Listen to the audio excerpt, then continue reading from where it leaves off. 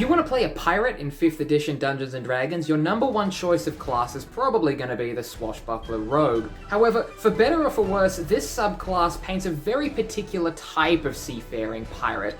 More of a Captain Jack Sparrow than a Gangplank or a King K. Rool. To me, pirates and sailors are defined by their hardiness, their ability to survive the toughest conditions, and most importantly, work well as part of a crew.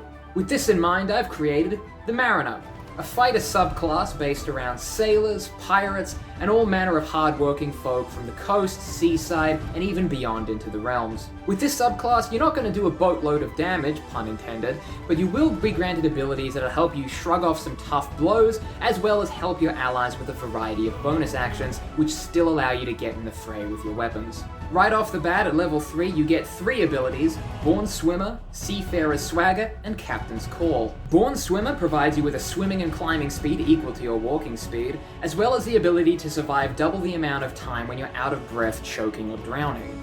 Fun. Seafarer's Swagger allows you to add half of your Charisma modifier rounded up to your armor class score, provided you're not wielding a shield.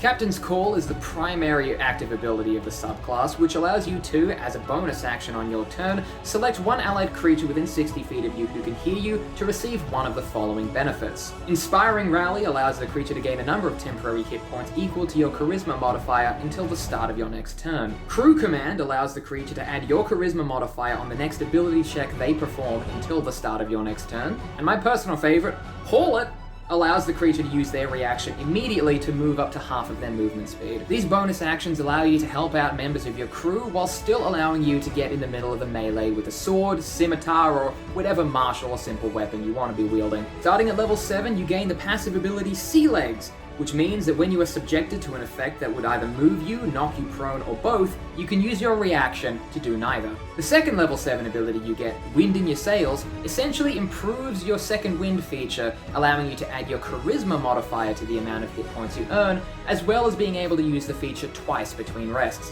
Now, at level 10, you receive 2 active abilities, Shape Up Ye Scurvy Dog and Hit the Deck. Shape Up Ye Scurvy Dog is a pretty interesting one. As a bonus action, choose one creature that's currently affected by a spell or effect that requires them to make a saving throw during their turn, or as an action on their turn. This creature can use their reaction to attempt the saving throw immediately. You can also use this feature to allow a creature to use their reaction to attempt to escape being grappled. You can use this feature a number of times equal to your proficiency bonus, regaining all uses at the end of a long rest.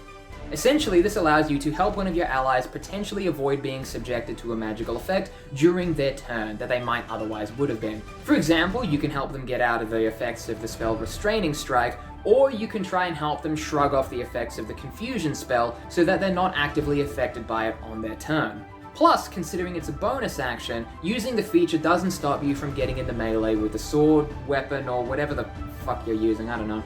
Hit the Deck is your second level 10 feature, which means if you are reduced to 0 hit points by a weapon or spell attack, you can use your reaction to immediately use your second wind feature, provided you haven't already expended all uses of it. Once you use this Hit the Deck feature, you can't use it again until you finish a short or long rest. Essentially, this feature acts as a lifeline to keep you standing even in the most dire of circumstances. It won't give you super a lot of health, but it will keep you in the fight for at least a second or two more. Unless the creature you're fighting has multi-attack, in which case, good luck. At level 15, you get another Wind in Your Sails improvement, essentially allowing you to use your second wind feature 3 times instead of 2. It's important to note that taking a short rest only regains 1 use of the second wind feature, whereas taking a long rest restores all of them. Finally, at level 18, you gain the feature Shipwright's Resilience, which means you gain resistance to bludgeoning, piercing, and slashing damage from non-magical sources, along with resistance to 2 other damage types of your choice. In addition, you are immune to disease and the poison condition, and the length of time you can go without food or sleep before gaining a point of exhaustion is doubled.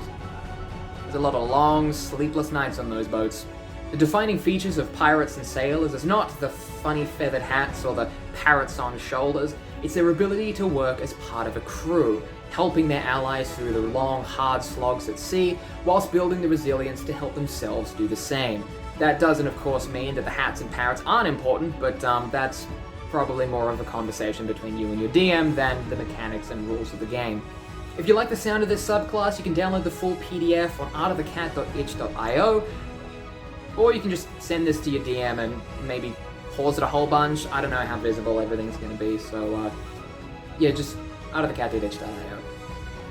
Homebrew.